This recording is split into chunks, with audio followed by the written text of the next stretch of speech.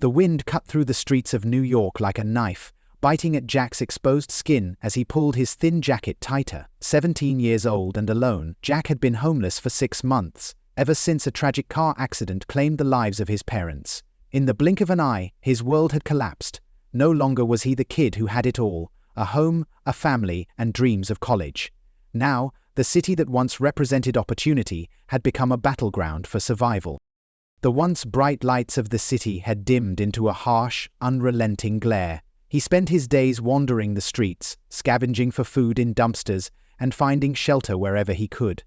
Sometimes that meant curling up behind a trash can in a dark alley, and other times, like tonight, it meant settling in a grimy subway entrance, just out of sight of the commuters. From his position on the freezing concrete, Jack could see the people rushing past, their faces buried in scarves, their expensive coats shielding them from the cold. They were too busy with their own lives to notice him. He was invisible to them, just another homeless kid, a part of the city's forgotten underbelly, blending into the background of the bustling chaos.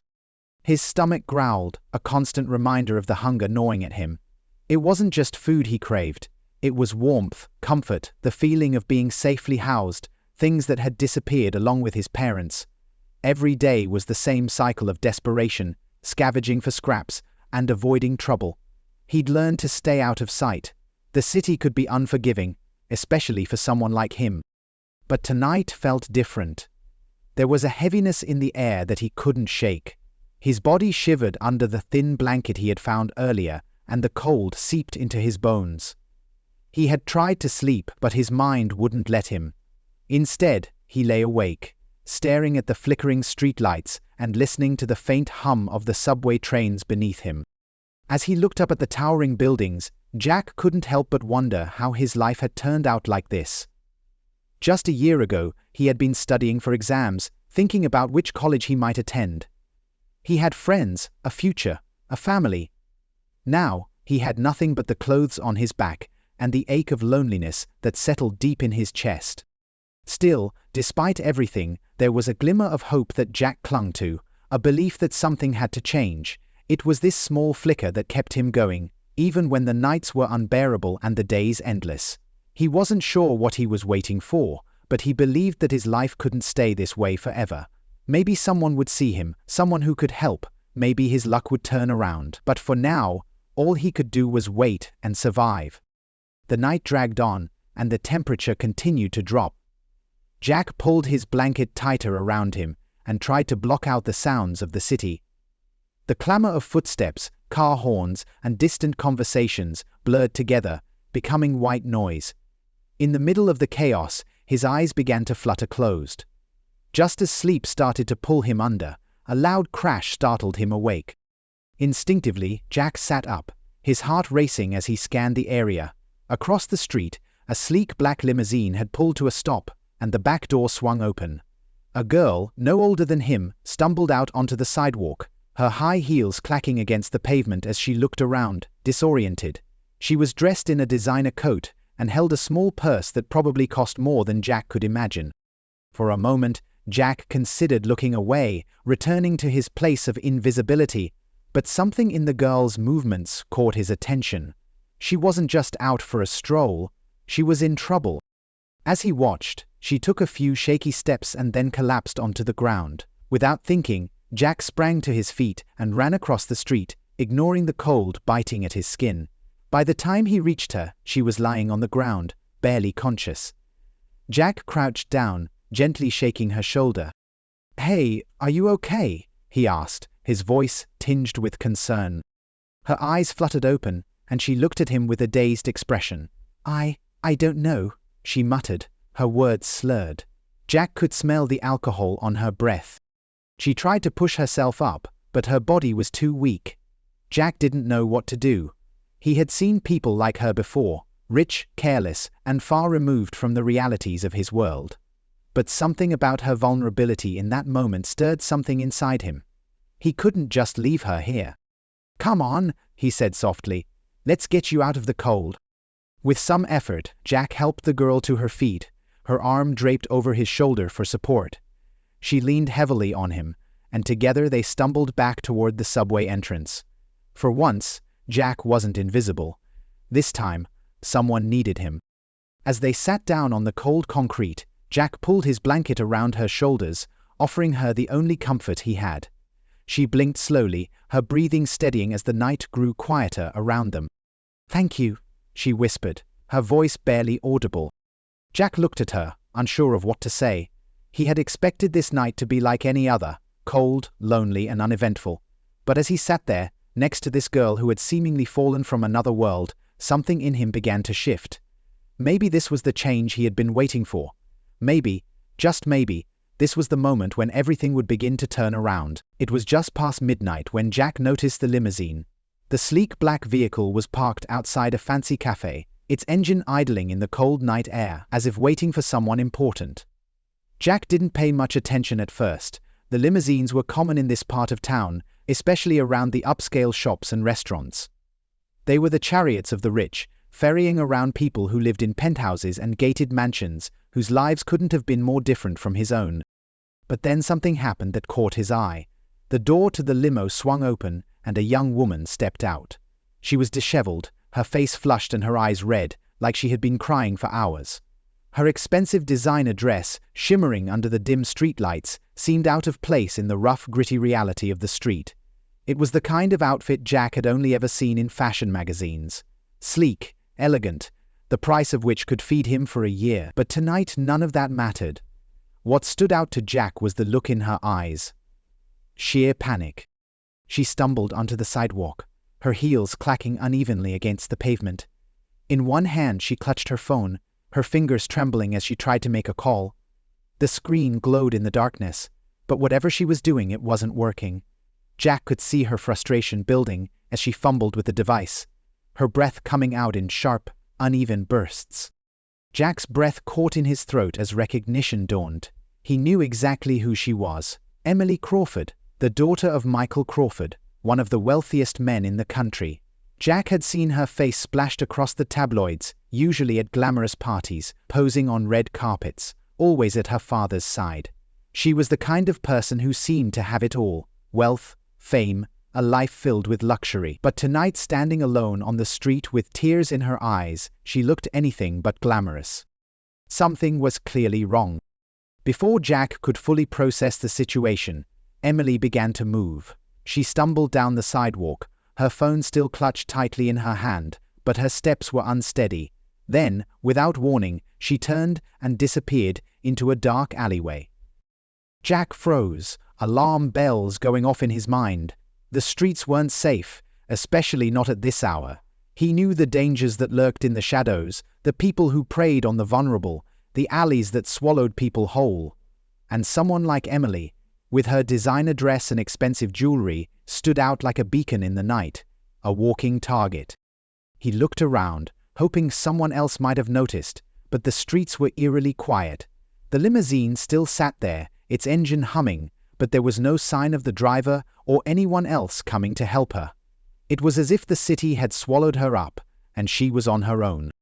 Jack felt a pang of conflict. He had learned to mind his own business on the streets. It was a rule of survival. Don't get involved in things that don't concern you.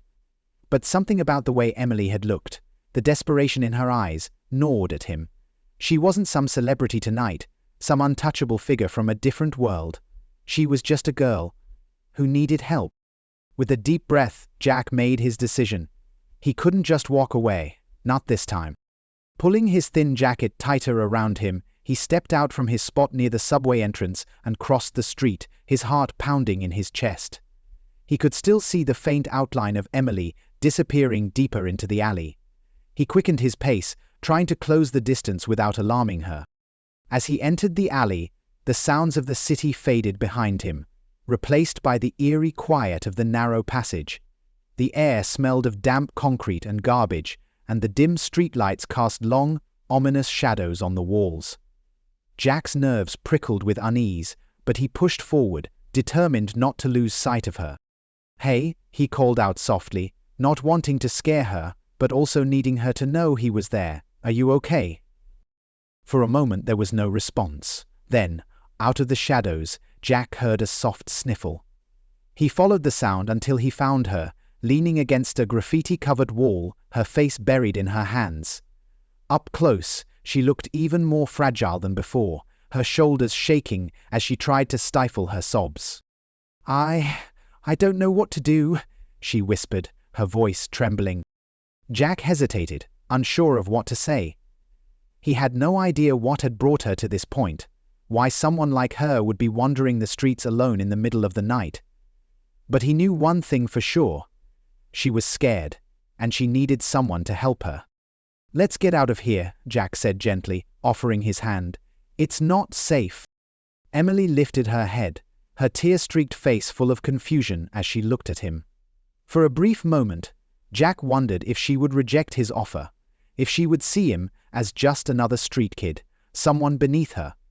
But then, to his surprise, she took his hand. As they walked out of the alley together, the city seemed to close in around them, its cold, indifferent facade looming overhead. Jack didn't know where this night would take them, but for the first time in months, he felt like he had a purpose. He wasn't just surviving, he was helping someone else. And in that small, unexpected moment of connection, Jack began to realize that maybe his life wasn't as hopeless as he had thought. Maybe, just maybe, this encounter with Emily would be the spark that changed everything. The alleyway was narrow and poorly lit, casting long shadows that distorted every figure, and made the place feel more ominous than it truly was. The walls, streaked with graffiti and grime, seemed to close in the farther Jack walked, his footsteps muffled by the damp ground beneath him.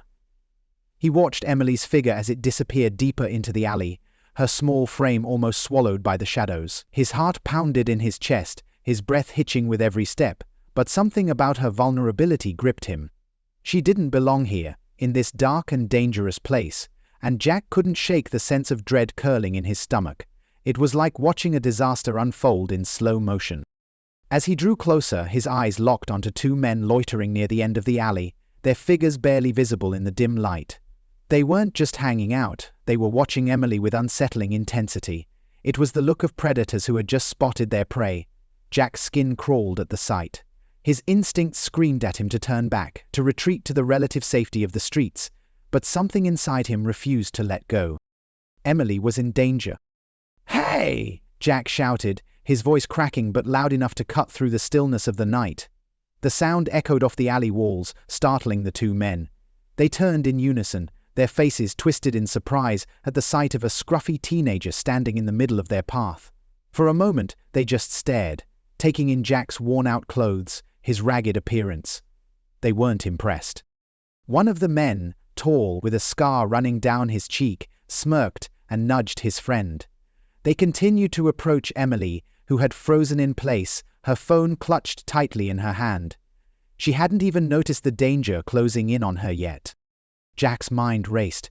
He wasn't a fighter, he had no weapon, no training, nothing but a desperate urge to protect her. His pulse thundered in his ears as he made a decision that felt both foolish and necessary. Without thinking, he ran forward, placing himself directly between Emily and the two men. His breath came out in sharp gasps, but he stood his ground, every muscle in his body tense with fear. "You don't want to do this," Jack said, trying to steady his voice. He could hear the slight tremor in it, but he willed himself to appear braver than he felt. The men hesitated, taken aback by his sudden boldness. They exchanged glances, weighing their options. The man with the scar let out a low chuckle and sneered at Jack. "Who the hell are you?" he asked, his tone mocking. His friend stood a few steps behind him, his eyes darting between Jack and Emily as if considering whether this interruption was worth the trouble. Jack swallowed hard, but he didn't back down. "I'm nobody," he replied, his voice quiet but firm. "But you're not touching her."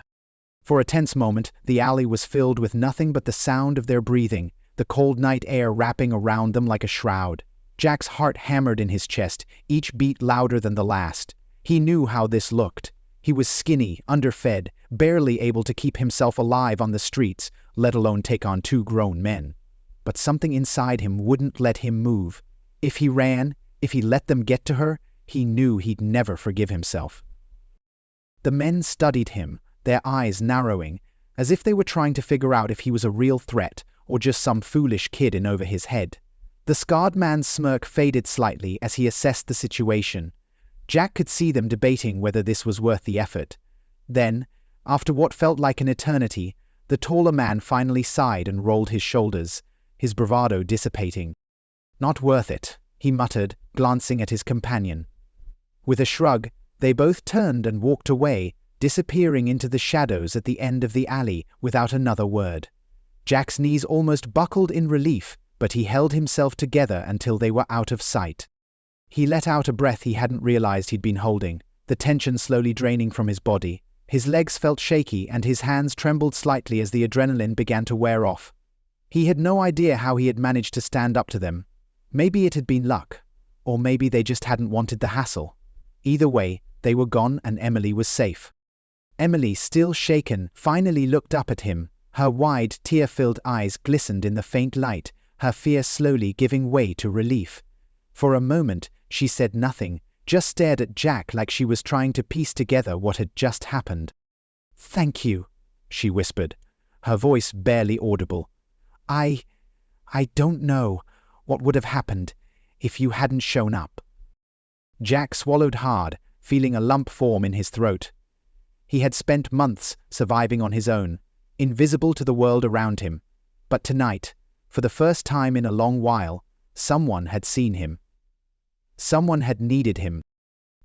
"It's okay," Jack said softly, offering her a small, reassuring smile. "You're safe now." Emily took a shaky breath, and for a moment they just stood there in the middle of the alley, two strangers bound by an unexpected moment of vulnerability.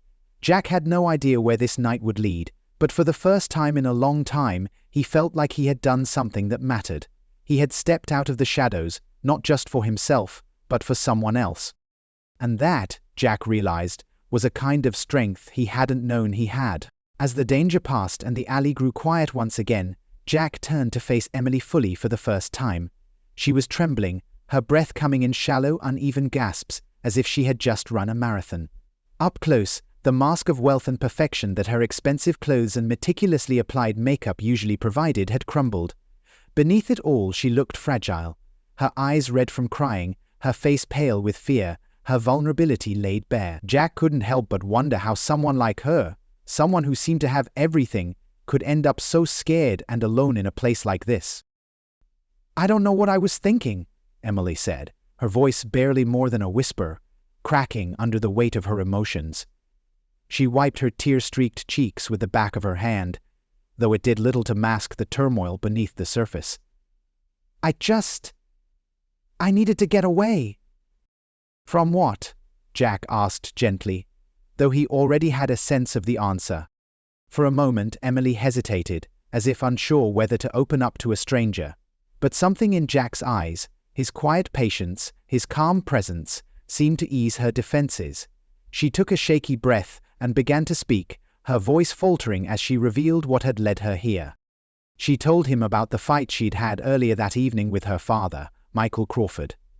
Jack knew the name well. Everyone did. Michael Crawford wasn't just wealthy. He was one of the most powerful men in the country, a titan of industry who commanded respect and fear in equal measure.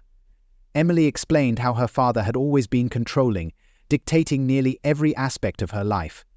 Where she went, who she saw, what she wore, nothing was her choice. He saw her as an extension of his empire, and every decision she made had to reflect well on him. Tonight, at their family's lavish gala, things had finally boiled over. She had wanted to leave, to escape the suffocating pressure of living up to his impossible expectations, but her father had refused to let her go. "It was the worst fight we've ever had," Emily said, her voice breaking again. "He wouldn't listen, like always. He never listens. So I stormed out. I needed to breathe, to get away from all of it." Her hands trembled as she recounted the moment. "I didn't even think about where I was going. I just ran." Jack listened quietly, nodding as she spoke, understanding more than she realized. He knew what it was like to feel trapped, to be at the mercy of circumstances beyond his control. But while Emily was fleeing from a gilded cage of wealth and privilege, Jack had been running from something far different: tragedy, loss, the cold reality of survival. The divide between their worlds couldn't have been more stark. Yet in this moment, it didn't seem to matter. For now, they were just two lost souls, adrift in the same dark alley. "I get it," Jack said softly, his voice steady despite the turmoil swirling inside him. "Sometimes you just need to get away, even if you don't know where you're going." Emily looked at him, her eyes searching his face for a moment. Maybe it was the way he spoke, like he really did understand. Or maybe it was the quiet strength he exuded. Whatever it was, she seemed to draw some comfort from his words. "But you shouldn't be out here alone," Jack continued, his voice gentle but firm. "This place, it's not safe, especially at night." Emily nodded, her shoulders slumping slightly as the weight of her situation seemed to hit her all at once. She looked around, as if only now realizing the danger she had walked into. "I didn't think," she admitted, her voice barely a whisper. "I didn't think about what could happen." Jack glanced down the alley, still alert despite the men having left. The adrenaline was beginning to fade, leaving behind a deep exhaustion in its place, but he couldn't rest yet. Emily was still vulnerable, and they were far from safe. "Come on," Jack said softly, his tone calm and reassuring. "Let's get you somewhere safe." He extended a hand, and after a brief hesitation, Emily took it. Her grip was light, almost tentative, but there was trust in the gesture. Together they walked out of the alley, back toward the street, the cold night air pressing against them as they moved. The city loomed large and indifferent around them, its lights flickering like distant stars, but for a moment they were in their own little bubble, two people from different worlds, bound together by circumstance.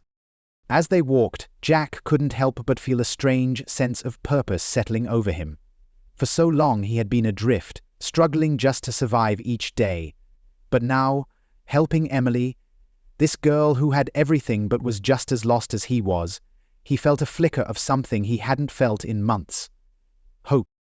The limousine was still parked where Emily had left it, its sleek black frame gleaming under the streetlights.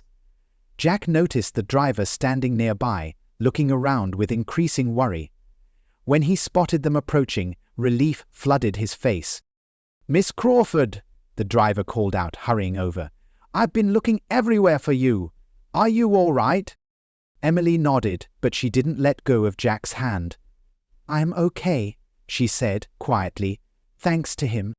The driver glanced at Jack, his eyes filled with surprise and gratitude, but Jack didn't stay to bask in it. He had done his part, and now it was time to go. "Take care of yourself," Jack said, giving Emily's hand a gentle squeeze before releasing it. He turned to leave, slipping back toward the shadows where he had come from, but Emily's voice stopped him. "Wait," she called out, her voice laced with urgency. Jack turned back, his brow furrowed in confusion. "I don't even know your name," she said, her eyes locking onto his, as if memorizing the face of the stranger who had come to her rescue. Jack hesitated for a moment, then offered a small smile. "It's Jack," he said. "Thank you, Jack," Emily replied softly, her voice sincere and filled with emotion. He nodded once, then turned and walked away, the night closing in around him once again. But this time, as he disappeared into the city's darkness, something was different. For the first time in what felt like forever, Jack didn't feel invisible. He didn't feel lost. And maybe, just maybe, he wasn't alone anymore. Emily insisted on repaying Jack's kindness by offering him a place to stay for the night. Though hesitant, Jack eventually agreed, and soon they were walking through the glittering streets toward her father's penthouse. It was a building Jack had often passed, but never dared to imagine entering. The towering structure stood like a monument to wealth and power, its glass exterior reflecting the night sky. As they entered the lobby, Jack felt out of place. The marble floors, sleek modern furniture, and grand chandeliers overhead exuded a kind of luxury that was foreign to him. People in designer clothes moved about with ease, their lives worlds apart from his. He kept his head down, trying not to draw attention, but Emily's presence seemed to shield him from judgment. The elevator ride up felt surreal. Jack caught his reflection in the polished brass doors. His scruffy appearance stood in stark contrast to the pristine surroundings. His hands were trembling slightly, not from fear, but from the overwhelming sense that he didn't belong here. When the doors opened, Jack stepped into a space more breathtaking than he could have imagined. The penthouse was like something out of a movie. Floor-to-ceiling windows stretched across the room, offering a panoramic view of the glittering city below.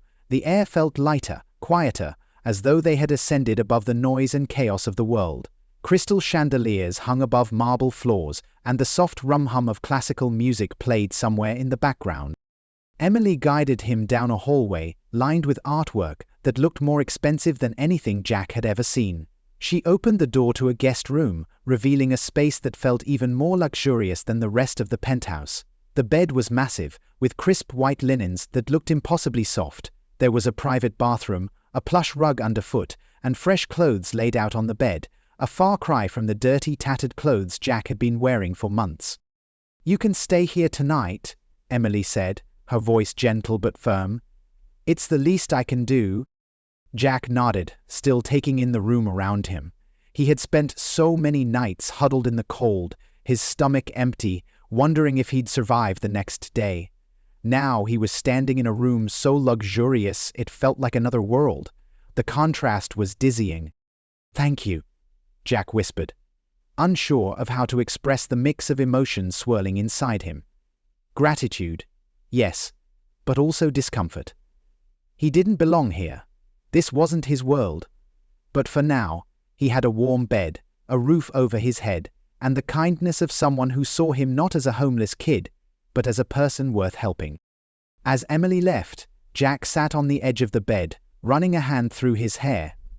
He couldn't shake the feeling that this was all temporary, like waking up from a dream where everything seemed too good to be true. The bed beneath him was soft, the room warm, and for the first time in months, Jack didn't have to worry about where he'd sleep. He stood up and wandered over to the window, placing his hands against the cool glass. The city stretched out below him, a sea of lights and life. Somewhere down there, his old life was still unfolding, the struggle for survival, the daily fight just to make it to tomorrow. But here, in this penthouse, it felt distant, like a memory from another lifetime. Jack sighed and returned to the bed. He had been running on empty for so long that the warmth and comfort of the room felt almost alien. His body ached from months of sleeping on the streets, but as he lay down on the soft mattress, a sense of peace washed over him.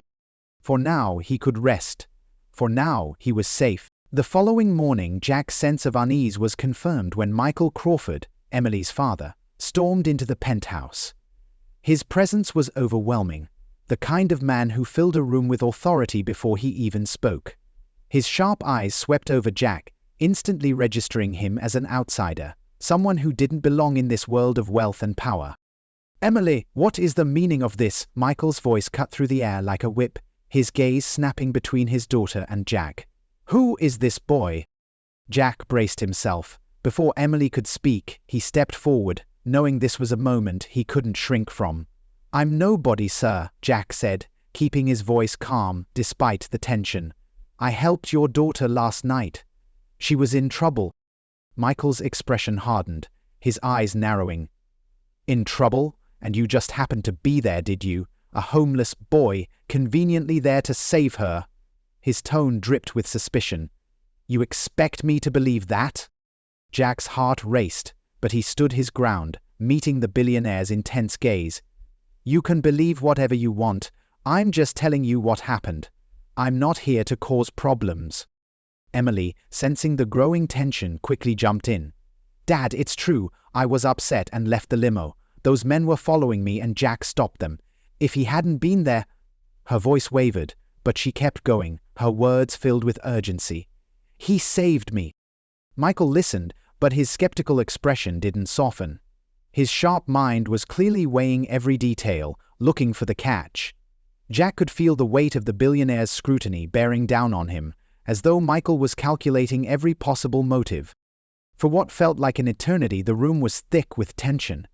Then, Michael's posture shifted slightly, a barely perceptible relaxation in his stance.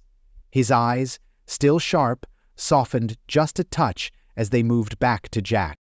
"So, you helped my daughter," he said, his voice now quieter, more measured. There was something calculating in his tone, as if he was still trying to place Jack in some kind of context. "Perhaps," he added slowly, "we should talk." Jack wasn't sure what to expect next. The billionaire's tone was still guarded, but there was no longer open hostility in his words. Emily, watching nervously, glanced between her father and Jack, as if hoping this conversation would lead to something good. But Jack, ever cautious, felt the undercurrent of tension still lingering. This man, powerful, shrewd, wasn't one to let things go easily. Whatever Michael Crawford had in mind, Jack knew this conversation would be more than just a casual talk. It would likely determine everything that happened next. "All right," Jack said, nodding. "I'm ready to talk." As Michael gestured for him to follow, Jack couldn't help but feel like he was stepping into a negotiation far beyond anything he'd ever known. Over the next few days, Jack found himself navigating a world he'd never imagined. Michael Crawford, intrigued by the boy who had saved his daughter, spent more time talking with him, though the conversations felt more like interviews. Michael's questions were sharp, probing and focused.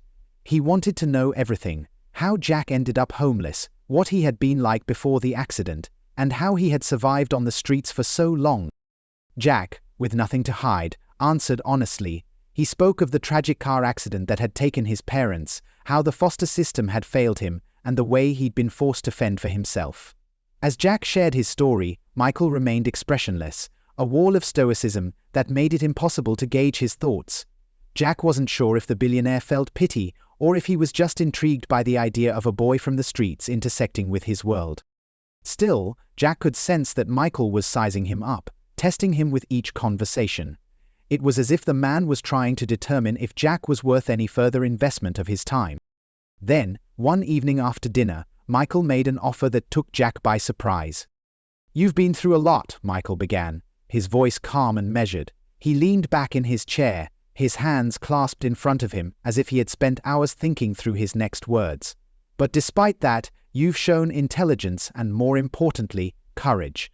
I don't believe in giving handouts," he continued, his sharp eyes locking onto Jack's. "But I do believe in giving opportunities to those who are willing to take them." Jack's heart raced as he tried to process what Michael was saying. He had a feeling this was more than just a conversation about the past few days. "I'm offering you a chance to turn your life around," Michael said, leaning forward slightly. "You'll have to prove yourself. It won't be easy. But if you're serious about changing your situation, I'm willing to give you the support you need. A roof over your head, an education, and a path forward." Jack blinked, his mind spinning. Was this real? Was Michael Crawford, one of the wealthiest men in the country, really offering him a lifeline?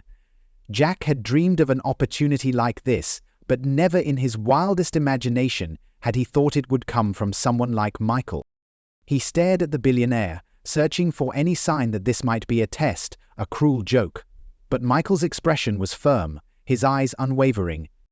"What do you mean, prove myself?" Jack asked cautiously. Michael didn't flinch. "I'll give you the tools, but you'll have to show me that you're serious.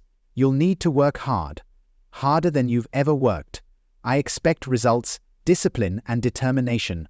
I won't carry you, but I'll give you the foundation to succeed." Jack's throat tightened.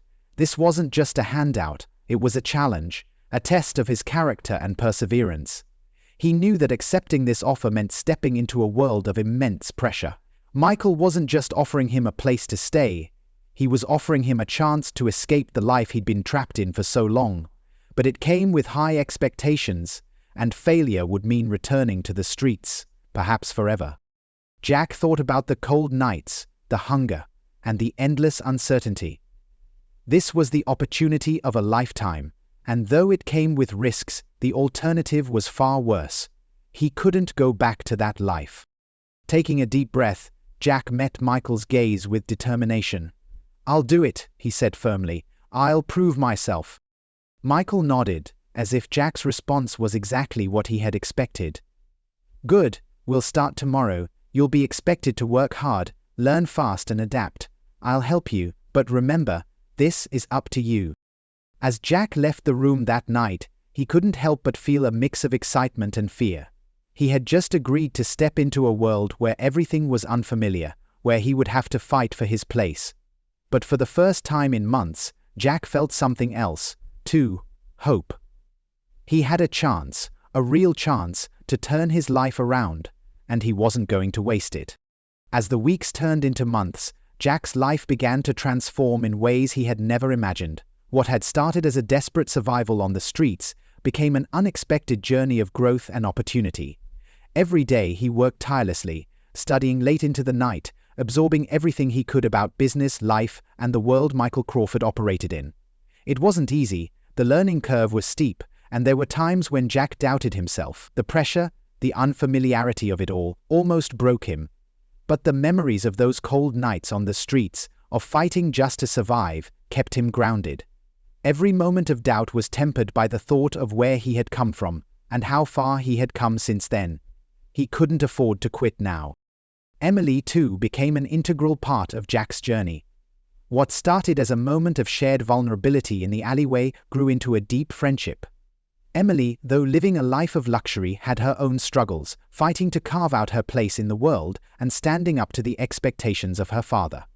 She was more than just the daughter of a billionaire. She was someone who understood the complexities of life in a way that few others could. As they shared their experiences, their conversations turned into a lifeline for both of them.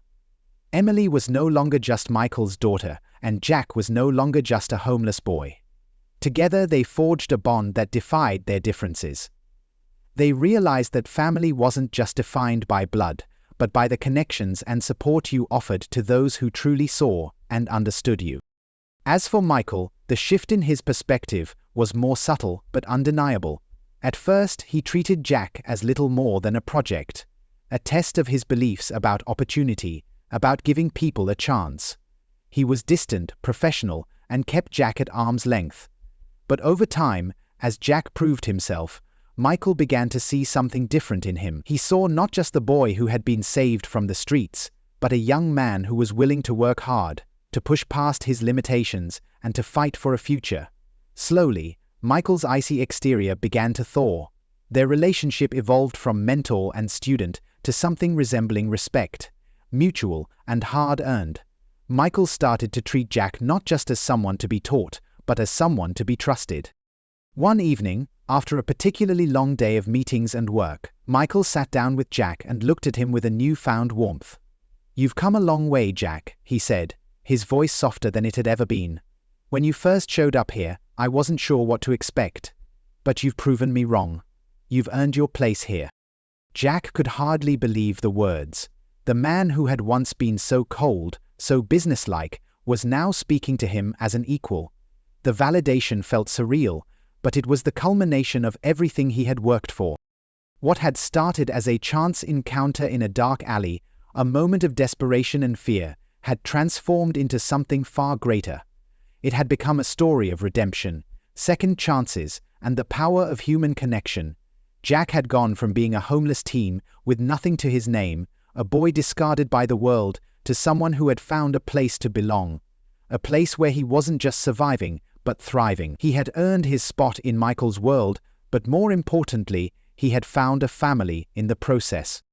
Jack's transformation wasn't just personal. It had a ripple effect on those around him. Michael's hard-edged worldview had softened, reshaped by his experiences with Jack.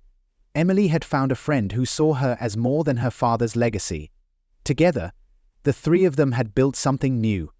A family not bound by blood, but by shared understanding and loyalty. And as Jack stood on the balcony of the penthouse one night, overlooking the city that had once seemed so alien to him, he realized that the life he had once dreamed of was now his reality. Not just the wealth, not just the opportunities, but the sense of belonging, the love, and the family he had found along the way. Jack had changed his own life, but in doing so, he had changed the lives of those around him as well, and for the first time in a long time, he felt truly, profoundly at home.